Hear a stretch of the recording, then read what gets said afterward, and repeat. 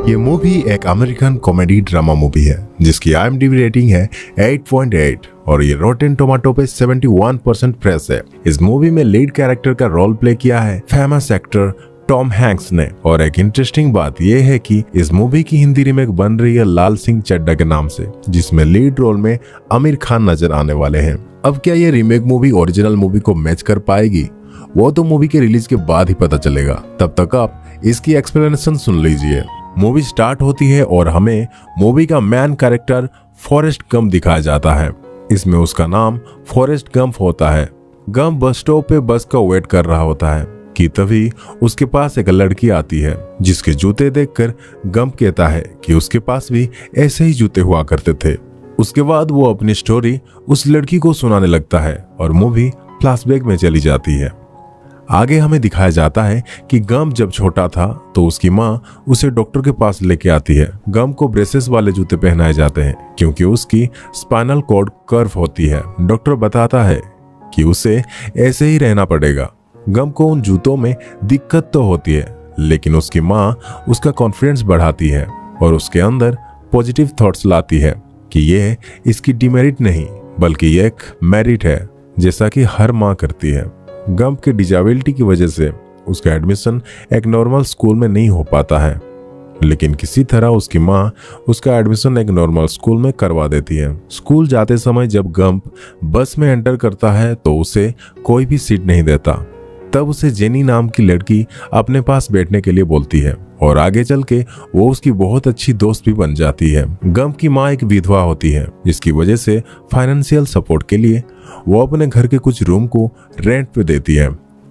उनके वहां रहने के लिए फेमस सिंगर एल्विस प्रेस्ली आता है। एल्विस प्रेस्ली रियल में बहुत फेमस सिंगर है, एक्टिंग भी की है। एल्विस गंप के लिए गिटार बजाते हैं, जिसे सुन गंप अजीब सा डांस स्टेप करता है, जिसको एल्विस अपने शो में कॉपी करते हैं। तो उनका शो बहुत ज्यादा हिट हो जाता है।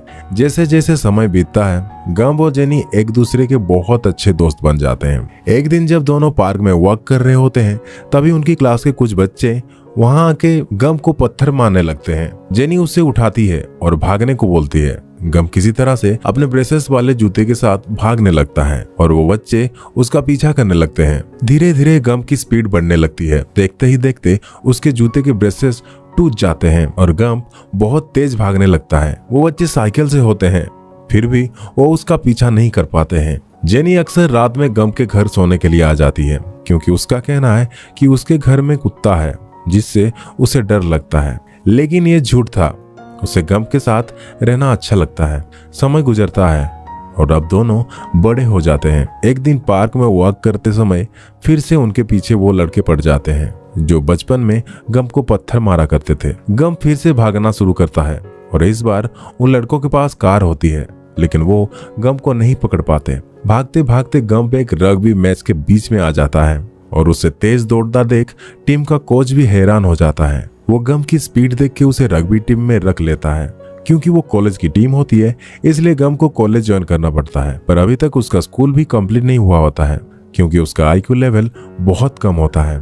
कॉलेज में एडमिशन मिलने के बाद वो कॉलेज की तरफ से रग्बी खेलने लगता है। उसे रग्बी गेम की नॉलेज बिल्कुल नहीं होती है, पर वो सिर्फ इतना जानता है कि उसे बॉल लेके भागना है। कभी कभी वो बॉल लेके ग्राउंड से बाहर हो जाता है, लेकिन उसकी भागने की ही वजह से उसकी टीम बहुत सारे मैच जीत जाती है। गंप अपने एबिलिटी की वजह से बहुत फेमस हो जाता है और सारे अमेरिकन टीम में भी शामिल हो जाता है, यहाँ तक कि अमेरिका के प्रेसिडेंट से भी मिलता है। कुछ साल बाद गंप ग्रेजुएट हो जाता है और तभी ग्रेजुएशन सेरेमनी में एक US आर्मी ऑफिसर गंप से मिलते हैं और उसे आर्मी ज्वाइन करने को बोलते हैं। कॉलेज से ग्रेजुएट होने से पहले गंप जेनी से मिलने जाता है तो देखता है कि वो अपने बॉयफ्रेंड के साथ है। गंप ये देखकर उसके बॉयफ्रेंड को मारने लगता है। जेनी उसे रोकती है और उसे लेकर अपने रूम में आती है। उनके बीच कुछ बातें होती है। उसके बाद जब गंप बस में आर्मी ट्रेनिंग के लिए जा रहा होता है उसकी मुलाकात एक बुबा नाम के आदमी से होती है जिसने झींगों के बारे में PhD की होती है। वो गंप को झींगों के बारे में बहुत कुछ बताता है कि उसका फैमिली बिजनेस है। उसके घर वाले झींगों का सूप बना के लोगों को पिलाते हैं।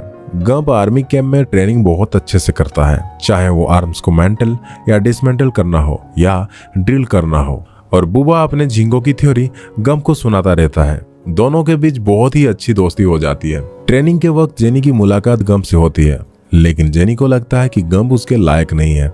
जेनी एक सिंगर बन गई होती है और एक कॉन्सर्ट में गम्प उससे मिलता है। ट्रेनिंग खत्म होने के बाद उन्हें वार में भेज दिया जाता है और वो लेफ्टिनेंट के अंडर वार की ट्रेनिंग लेते हैं, जिसमें ड्रिल करना, पानी में चलना वगैरह सिखाया जाता है। अचानक एक दिन उनकी टीम जब पेट्रोलिंग कर रही होती है, तभी उन पे दुश्मनों का हमला हो जाता है। उनके बहुत से साथी घायल हो जाते हैं। उस समय लेफ्टिनेंट सबको भागने यानी कि पीछे हटने के लिए कहते हैं। तभी गम्प भागने लगता है, लेकिन जब वो एक सेफ जगह पे आता है तो देखता है कि वो अकेला ही है, बूबा उसके साथ नहीं है। इसकी वजह से वो उससे दोबारा लेने जाता है, लेकिन हर बार वो किसी और सोल्जर को बचा के ले आता है। आखिर में वो लेफ्टिनेंट को भी बचा लेता है। हालांकि लेफ्टिनेंट उसको बहुत मना कर रहा होता है, लेकिन वो उनकी एक नहीं सुनता। उसके बाद उसे जाके बूबा घायल मिलता है, जिससे वो अपने साथ उठा के ले आता है, पर बूबा नहीं बच पाता। आगे सारे के सारे घायल सोल्जर्स को हॉस्पिटल में लाया जाता है, जहां उनका इलाज किया जाता है। लेफ्टिनेंट की दोनों टांगे कट जाती हैं। लेफ्टिनेंट कहीं ना कहीं इस बात पे गुस्सा होता है, क्योंकि गम्प ने उसकी जान बचाई। वो अपने पूर्वजों की तरह जंग में शहीद होना चाहते थे और अब उसे एक लाचार जीवन जीना पड़ेगा। हॉस्पिटल में ही गम्प टेबल टेनिस खेलने सीख जाता है। वार में लोगों की जान बचाने के लिए उसे मेडल ऑफ ऑनर मिलता है। आगे गम्प एक एंटी वार मैच में शामिल हो जाता है और प्रोटेस्टर के बीच पहुंच जाता है। वहां पे एक एक करके सारे प्रोटेस्टर स्पीच देने लगते हैं, लेकिन जब गम्प की बारी आती है और वो कुछ बोलता, एक दूसरा ऑफिसर माइक के वार निकाल देता है। वहीं पर गम्प की मुलाकात जेनी से होती है, जो कि खुद भी एक एंटी वार प्रोटेस्टर होती है और समय के साथ एक ड्रग एडिक्ट भी बन जाती है। उसके साथ उसका बॉयफ्रेंड भी होता है, जिसे देख गम्प उसके बॉयफ्रेंड को मारने लगता है। तब जेनी उसे रोकती है। जेनी जब जाने लगती है तो गम्प उसे अपना medal of honour as a gift दे देता है। उसके बाद गम्प टेबल टेनिस खेलने लगता है। एक दिन अपने चाइनीज ओपोनेंट को गेम में हराने के बाद जब गम्प इंटरव्यू देके बाहर निकलता है तो उसकी मुलाकात लेफ्टिनेंट से होती है, जिसकी हालात बहुत खराब होती हैं और वो व्हील चेयर पे होते हैं। उसके बाद उसे लेके होटल आता है, जहां वो अब थोड़ा ड्रिंक करते हैं, क्लब जाते हैं और पार्टी करते हैं। उसके बाद गम्प की आर्मी में सर्विस खत्म हो जाती है और अपने माँ के पास वापस घर चला जाता है। अपनी माँ से मिलने के बाद वो बूबा की फैमिली से मिलने जाता है, ताकि वो बूबा की झींगों के बिजनेस को दोबारा कर सके। गम्प बूबा की ग्रेव पे ट्रिब्यूट देता है और फिर कुछ पैसों से एक बोट खरीद देता है, जिससे वो झींगों को पकड़ सके, और गम्प उस बोट का नाम जेनी रखता है। गम्प कोशिश तो करता है, लेकिन केवल 4-5 झींगे ही पकड़ पाता है। इधर जेनी बहुत ज्यादा ड्रग लेने लगती है और आखिर में सुसाइड करने जाती है, पर किसी तरह वो सुसाइड नहीं कर पाती। गम्प देखता है कि लेफ्टिनेंट भी वहां पे उसकी हेल्प के लिए आ जाते हैं। लेफ्टिनेंट कहता है कि वो भी उसका साथ देगा, लेकिन वो उसको सर नहीं बोलेगा। फिर दोनों झींगा पकड़ने के लिए निकल जाते हैं, पर उनके हाथ कुछ नहीं लगता। तभी एक दिन समुद्र में तूफान आ जाता है और उस तूफान में उन्हें खूब सारे झींगे मिल जाते हैं। असल में तूफान की वजह से बाकी सारी शिप डिस्ट्रॉय हो जाती है, सिर्फ उनकी शिप ही बचती है और उनके झींगे भी। धीरे धीरे गम्प की झींगों की कंपनी बहुत फेमस हो जाती है और तभी उसे पता चलता है उसकी माँ की तबीयत खराब है, इसलिए वो तुरंत उनके पास चला जाता है। उसकी माँ उसे बताती है कि लाइफ सरप्राइजेस से भरी होती है, हमें नहीं पता हमें कब क्या मिल जाए। गम्प की माँ गुजर जाती है। गम्प को पता चलता है कि उसकी कमाए हुए पैसों को लेफ्टिनेंट ने एप्पल में इन्वेस्ट कर दिया और उन्हें बहुत मुनाफा होता है, जिसके बाद वो आधा पैसा बूबा के घर वालों को दे देते हैं,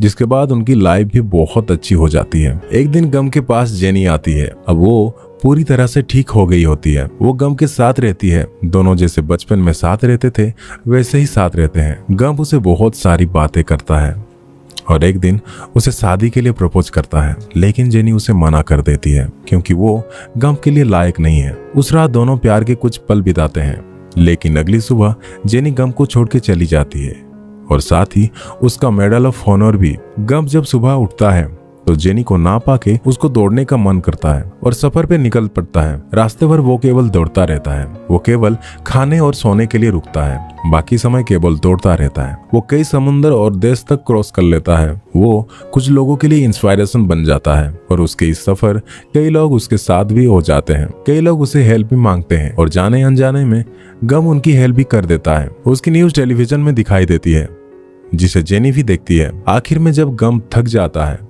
तो वापस अपने घर चला जाता है। कुछ समय के बाद गम्प को जेनी का लेटर मिलता है और आज गम्प जेनी से ही मिलने को आ रहा है। असल में ये पूरी स्टोरी गम्प स्टार्ट के बस स्टैंड पे ही आते जाते लोगों को सुनाता रहता है और आखिर में बस आने पे वो जेनी से मिलने चला जाता है। वो दोनों एक दूसरे को देख के बहुत खुश हो जाते हैं। जेनी उसे अपने बेटे से मिलाती है जिसका नाम फॉरेस्ट गम्प जूनियर होता है। वो बताती है कि वो गम्प और जेनी का बेटा है। गम्प पूछता है कि क्या वो स्मार्ट है या उसकी तरह कम अकल, लेकिन जेनी बताती है कि वो बहुत स्मार्ट है। फिर गम्प दोनों के साथ कुछ वक्त बिताता है और जेनी उसे शादी के लिए पूछती है तो गम्प मान जाता है। जेनी उसे अपनी बीमारी के बारे में भी बताती है, वो जल्द ही मरने वाली है। गम्प की शादी में लेफ्टिनेंट भी आते हैं। शादी के बाद गम्प जेनी और जूनियर गम्प को लेकर अपने घर आ जाता है, जेनी का ख्याल रखता है और एक दिन वो गुजर जाती है। मूवी के एंड में गम्प अपने बेटे को स्कूल बस में ड्रॉप करने के लिए आता है और ये खूबसूरत सी मूवी यहीं एंड हो जाती है। ये मूवी फॉरेस्ट गम्प नाम के नॉवेल पे बेस्ड। आपको ये जान के हैरानी होगी कि इस नॉवेल का सिक्वल भी आया है जिसका नाम गम्प एंड कंपनी है। इस नॉवेल में ये बताया गया है कि गम्प के ऊपर मूवी बन गई है और ये सब उसकी लाइफ को कैसे अफेक्ट कर रही है। इस मूवी ने बहुत सारे academy awards, golden globe awards और भी कई अवार्ड जीते हैं।